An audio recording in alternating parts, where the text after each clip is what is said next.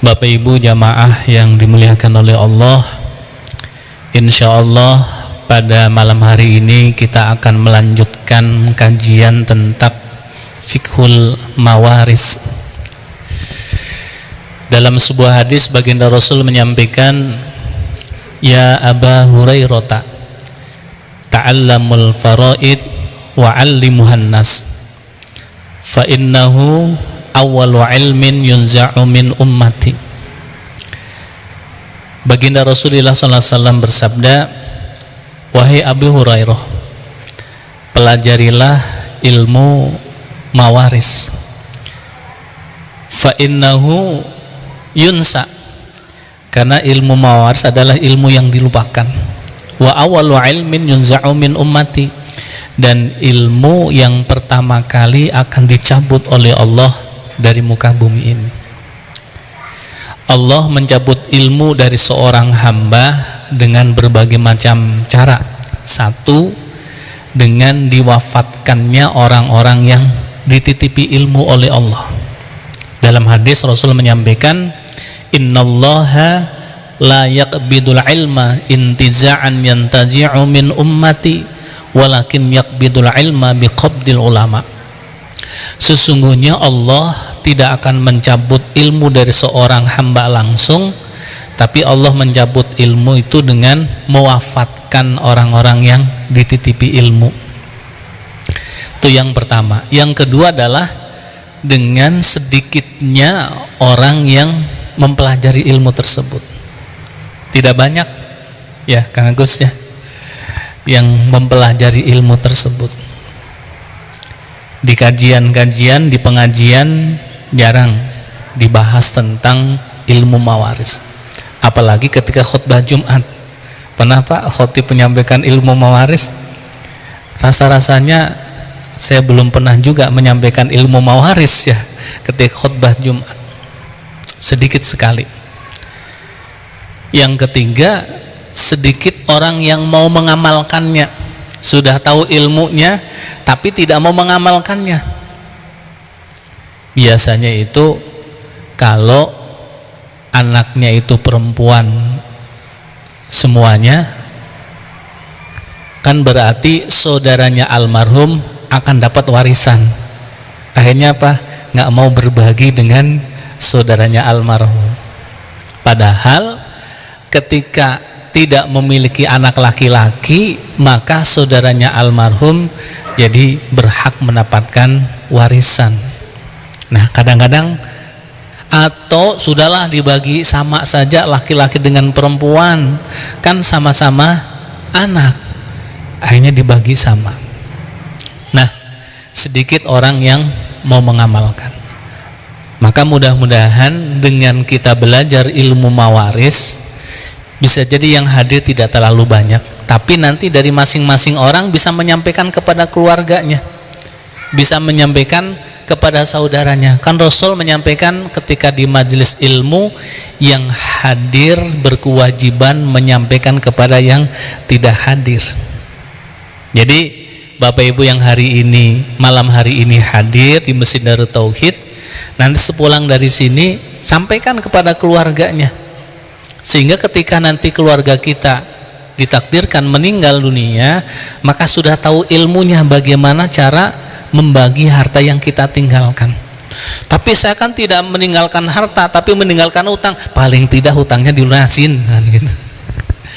Karena hutang itu akan menjadi beban ya. Baik, itu yang pertama. Yang kedua Bapak Ibu, insya Allah ini kitab yang kita jadikan sebagai rujukan ya, Ar-Rahbiyah ya. Ini kitab Ilmul Faraid. Kalau di kita dipelajari di kelas 2. Kelas 2. Jadi mohon maaf kalau disamakan dengan kelas 2 ya. Karena memang ini khusus ya, tingkatannya kelas 2 MTS Sanawiyah SMP ya. Nah, Bapak Ibu yang baik, nanti sisa setengahnya kita gunakan untuk dialog ya, karena kemarin saya sudah menyampaikan insya Allah pertemuan yang akan datang kita akan setengahnya waktunya kita pergunakan untuk dialog ya. Saya mereview yang sudah disampaikan di pertemuan sebelumnya. Ketika keluarga kita meninggal dunia, paling tidak ada 4 langkah yang kita lakukan. Langkah yang pertama apa? Ayo Agus, masih ingat? Ya, yang dulu ya, yang dulu. Yang kedua setelah yang pertama. Yang pertama adalah memenuhi hak muwaris.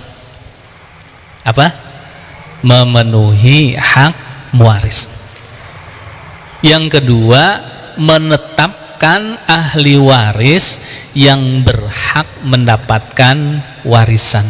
Yang kedua, menetapkan ahli waris yang berhak mendapatkan warisan. Yang ketiga, menetapkan harta waris. Yang pertama apa? Memenuhi hak muwaris. Yang kedua, menetapkan ahli waris yang berhak mendapatkan warisan. Kenapa ada kalimat yang berhak mendapatkan warisan? Karena nanti tidak semua ahli waris berhak mendapatkan warisan. Ada yang namanya hijab.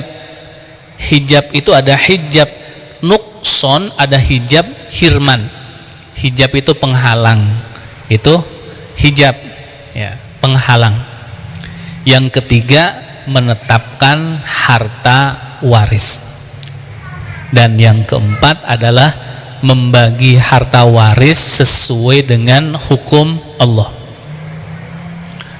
Allah menyampaikan, ini rujukannya adalah surat An-Nisa tentang furudul muqaddarah, orang-orang yang ditetapkan untuk mendapatkan warisan dalam Al-Quran, dijelaskan di surat An-Nisa ayat 11 dan 12 ya. Ayat yang ke-13-nya adalah janji Allah akan memberikan kebahagiaan berupa surga. Tilka hududullah wa man yuti'illaha wa rasulahu yudkhilhu jannatin tajri min tahtihal anhar. Itu adalah ketetapan Allah, dan barang siapa yang mentaati Allah dan Rasulnya, maka yudkhilhu jannatin tajri min tahtihal anhar. Allah Subhanahu wa taala akan memasukkan baginya ke dalam surga. Ayat yang ke-14-nya ancaman Allah, wa may ya'sillaha wa rasulahu wa yata'adda hududahu yudkhilhu naron khalidan fiha. Barang siapa yang berbuat maksiat kepada Allah, artinya tidak mentaati Allah dan Rasulnya, yudkhilhu naron khalidan fiha, akan dimasukkan ke dalam neraka dan di dalamnya selama-lamanya. Nah, kita satu persatu. Langkah yang pertama apa tadi? Memenuhi hak muwaris. Siapa muwaris? Muwaris adalah orang yang mewariskan. Namanya dalam bahasa Arab isim fa'il. Orang yang mewariskan. Almarhum, almarhumah, orang tua kita adalah muwaris, kita sebagai ahli waris. Nah, almarhum ataupun muwaris punya hak terhadap harta yang ditinggalkan. Apa haknya? Satu, biaya pengurusan dari mulai sakit sampai meninggal dunia itu harus diselesaikan. Jadi tidak boleh harta waris dibagi sementara biaya yang dikeluarkan kemarin saat beliau dirawat di rumah sakit, kemudian meninggal dunia, proses pemakaman dan lain sebagainya belum diselesaikan, kok dibagi waris? Tidak boleh. Bagaimana kalau biaya itu dipakai untuk tahlilan? Nah, itu yang para ulama berbeda pendapat. Karena apakah Rasulullah SAW saat itu melaksanakan tahlilan? Ketika Siti Khadijah meninggal tahlilan? Sepengetahuan saya, ya tidak, dan saya belum menemukan. Ya, ketika para sahabat meninggal ada tahlilan? Ternyata tidak. Itu berawal dari urf, tradisi, kebiasaan. Dulu sebelum agama Islam masuk ke Indonesia, agama mayoritas adalah agama Hindu. Mereka punya tradisi-tradisi, dan tradisi tersebut ada yang bentuk ibadah menurut mereka. Contohnya apa? Kalau kita ada orang yang meninggal dunia, jenazahnya diangkat pakai keranda, kemudian ada yang ngolong. Ada ya? Di beberapa daerah ada yang masih seperti itu, ngolong, terobos, ya, jenazah diangkat, kemudian lewat ya anak cucunya. Itu cara ibadahnya orang Hindu saat itu. Jadi kalau kita mensolatkan jenazah kan gitu ya. Kalau dulu orang Hindu dengan cara seperti itu. Nah, tahlilan itu berawal dari uruf, kebiasaan yang dilakukan oleh orang-orang Hindu saat ada orang yang meninggal dunia, ya, kumpul-kumpul hari pertama sampai ketiga sampai ketujuh, hari ke-40, hari ke-100 dan lain sebagainya. Nah, ketika Wali Songo dakwah, kumpul-kumpulnya itu tidak dihilangkan, tapi saat kumpul aktivitasnya yang dirubah, yang tadinya judi, minum-minuman keras, ya, mabuk, ada bahkan namanya liger. Liger itu yang hadir harus bawa pasangan, dan saat hadir bisa bertukar-tukaran pasangan. Itu liger. Na'udzubillah min dzalik. Tapi dulu memang seperti itu, dan Wali Songo berhasil dakwah. Ngumpul-ngumpulnya itu tidak dibubarkan, tapi saat ngumpul diajari tentang ya Islam, sehingga satu persatu masuk Islam. Ketika masuk Islam, karena harus menutup aurat, maka dibuatlah yang namanya mukna. Kalau kita lihat di Mekah, Madinah, di Masjidil Haram, yang pakai mukna hanya orang Indonesia. Apakah ada orang Arab pakai mukna? Enggak kan, yang penting menutup aurat. Pakai mukna, selesai sholat dibuka lagi. Dan itu dakwahnya Wali Songo. Kalau sarung, ya bapak pakai sarung kan gitu. Nah, ini tradisi, uruf, kebiasaan. Ada kebiasaan terkait dengan pembagian harta waris tadi, dibagi sama laki dengan perempuan. Kenapa? Oh, sama-sama anak. Yang laki-laki anak, yang perempuan juga anak. Sudahlah, dibagi sama aja. Padahal jelas Al-Quran menyebutkan yusikumullahu fi auladikum lidzakari mislu haddil unsayain. Surat An-Nisa ayat yang ke-11. Allah mewasiatkan kepada kalian terhadap anak-anak kalian bagian laki-laki 2 kali bagian perempuan. Jelas nasnya. Ya. Jadi apakah tahlilan itu termasuk kewajiban? Tidak. Yang tadi hak yang pertama adalah biaya pengurusan dari perawatan selama sakit sampai dimakamkan, itu menjadi utama kan. Kalau itu tidak dilakukan, tidak mengeluarkan biaya, bisa jadi di daerah tertentu tidak akan dijalankan karena semuanya ada biayanya. Berbeda dengan kalau misalkan tahlilan, tidak ada tahlilan pun nggak apa-apa kan gitu, didoakan saja, tidak harus mengeluarkan biaya yang besar. Yang kedua adalah membayar hutang-hutang almarhum. Ini hak mewaris ya, hak mewaris terhadap harta yang ditinggalkan.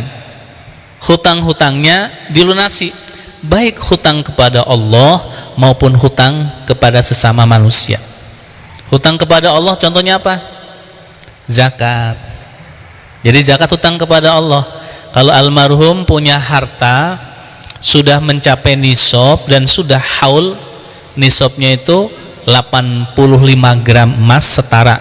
Kalau punya uang tabungan setara emas 85 gram dan kepemilikannya itu sudah haul, sudah 1 tahun lebih, maka wajib dikeluarkan zakatnya. Kalau ternyata almarhum punya tabungan kemudian sudah mencapai nisab dan tabungan tersebut sudah lebih dari 1 tahun, maka sebelum harta tersebut dibagi waris, keluarkan zakatnya terlebih dahulu.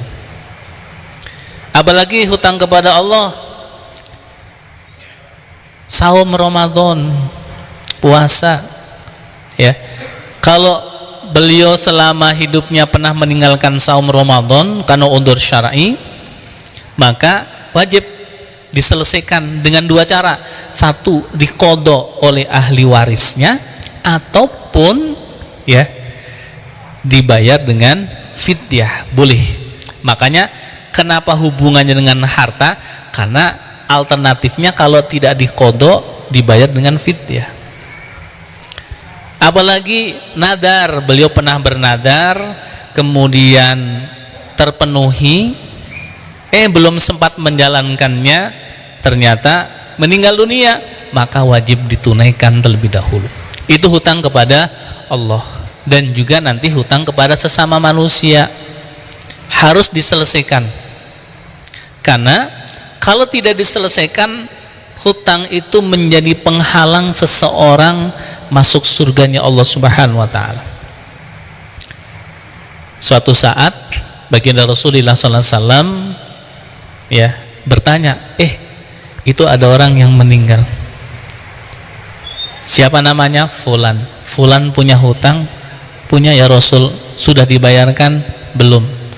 Kalau begitu saya tidak akan menyolatkan jenazahnya. Ternyata ada seorang sahabat yang mengatakan, ya Rasul, hutangnya fulan saya yang menanggung. Nah, karena ada sahabat yang menanggung hutangnya, maka Rasul pun kemudian mensolatkan jenazah ini. Ya. Hutang itu kalau tidak dibayarkan nanti barter antara dosa orang tersebut dengan pahala kita. Sudah capek-capek ibadah, berusaha semaksimal mungkin, ternyata nanti di akhirat pahala itu diambil sama yang lain. Kenapa? Ada hutang piutang yang belum terselesaikan, termasuk muflis juga. Rasul bertanya, para sahabat tahu nggak siapa orang yang muflis? Kata sahabat, ya Rasul, orang yang muflis adalah orang yang memiliki hutang dan hartanya tidak cukup untuk membayar hutangnya. Kata Rasulullah, laisa min muflis itu bukan demikian menurut aku. Al muflisu min ummati allati ya'ti yaumil qiyamah bis shalah waz zakah wa ghairihim walakin qata fahada wa hatama hada wa satama hada. Kata Rasulullah, orang yang muflis dari umatku yang sesungguhnya itu bukan demikian, tapi orang yang muflis adalah orang yang datang pada hari kiamat dengan membawa sekian banyaknya pahala sholat, puasa, zakat, haji, tapi ada hubungan kepada sesama manusia yang belum terselesaikan selama di dunianya. Di antaranya adalah hutang piutang. Jangan sampai pahala kita tidak banyak, ternyata hutang dunianya banyak. Hutang kepada tetangga banyak, sering menyakiti tetangga, orang lain yang ada di rumah kita, dan sebagainya. Itu hak yang kedua. Yang pertama tadi hutang piutang, biaya pengurusan. Yang kedua adalah hutang piutang.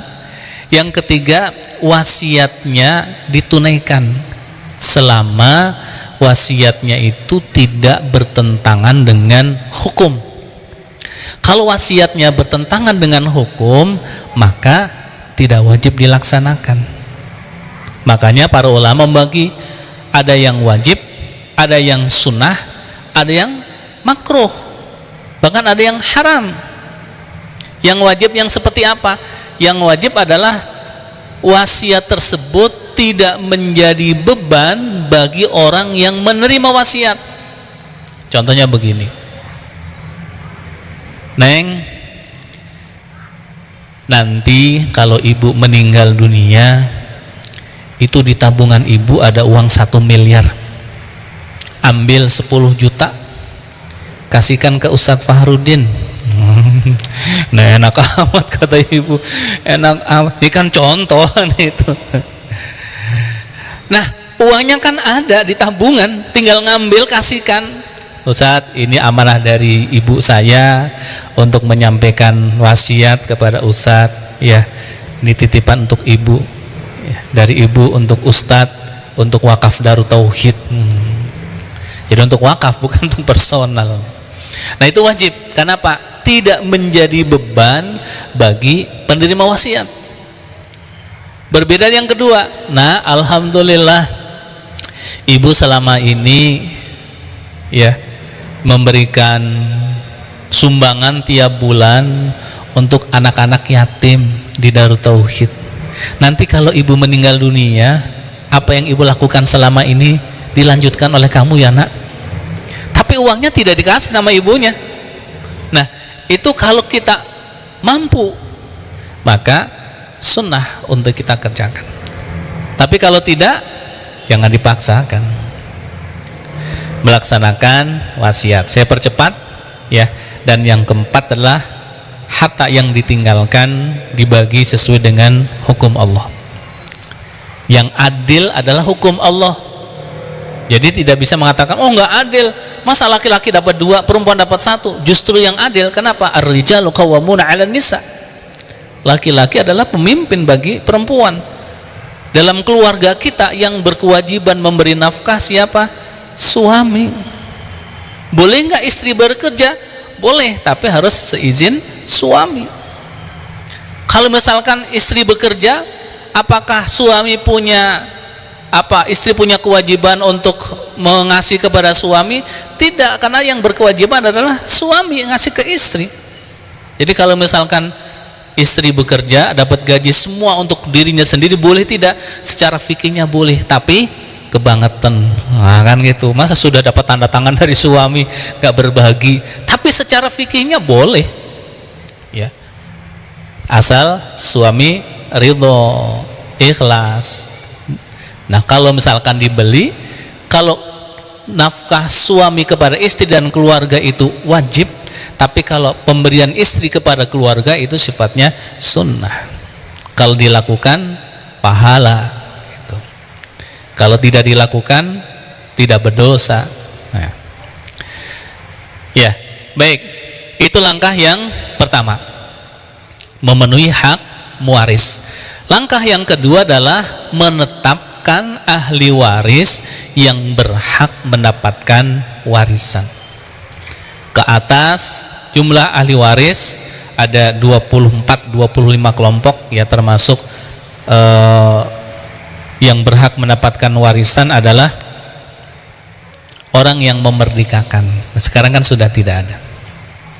Ke atas. Nah, kalau semuanya ada, maka yang pasti dapat satu adalah bapak ibunya mayit. Itu pasti dapat, tidak pernah terhalang. Berbeda dengan kakek neneknya. Kalau kakek neneknya bisa dapat, bisa tidak dapat. Kalau almarhum bapak ibunya masih ada, kakek neneknya masih ada, maka yang berhak mendapatkan bapak ibunya saja, kakek neneknya nggak dapat. Tapi kalau bapak ibunya tidak ada tapi kakek neneknya masih ada, maka kakek neneknya dapat warisan.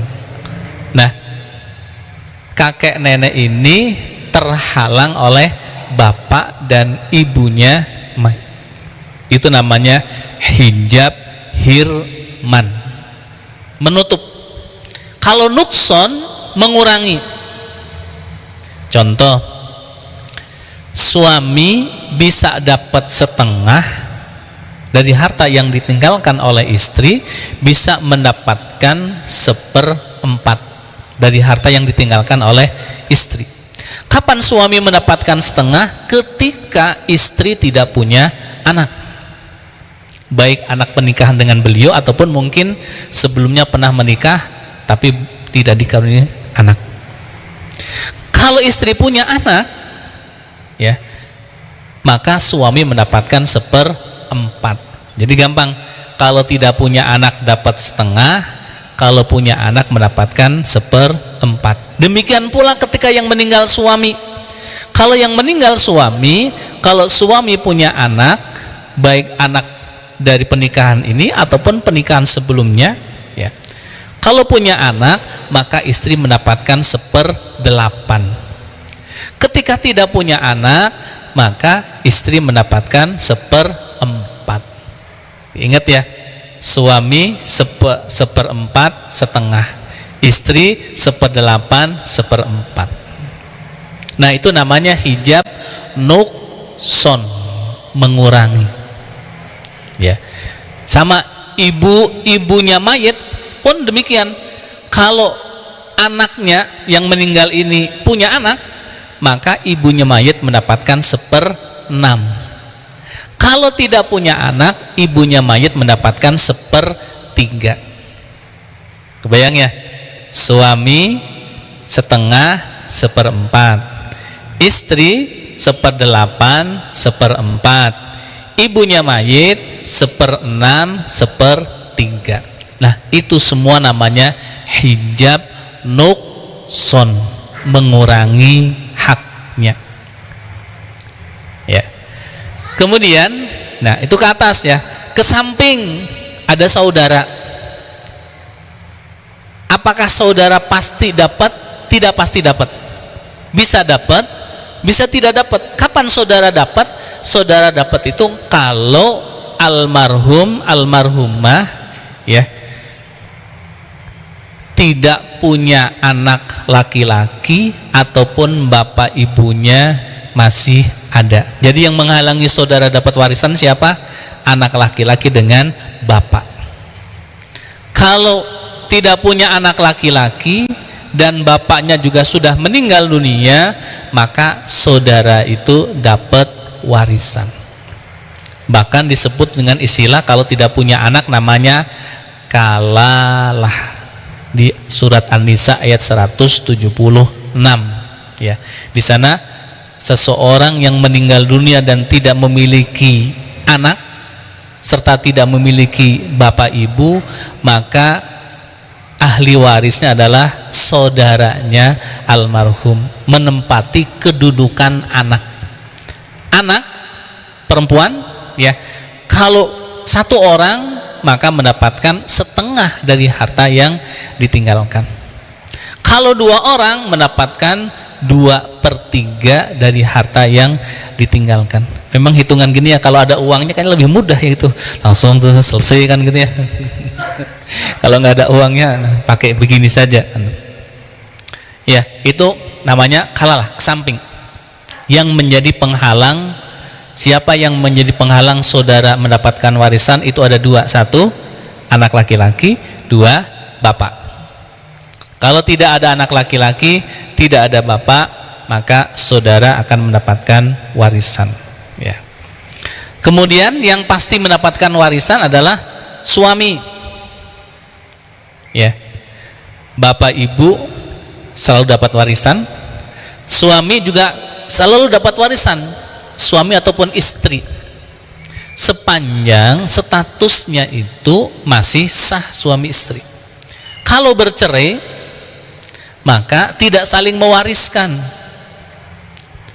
Maka nanti kalau ada yang konsultasi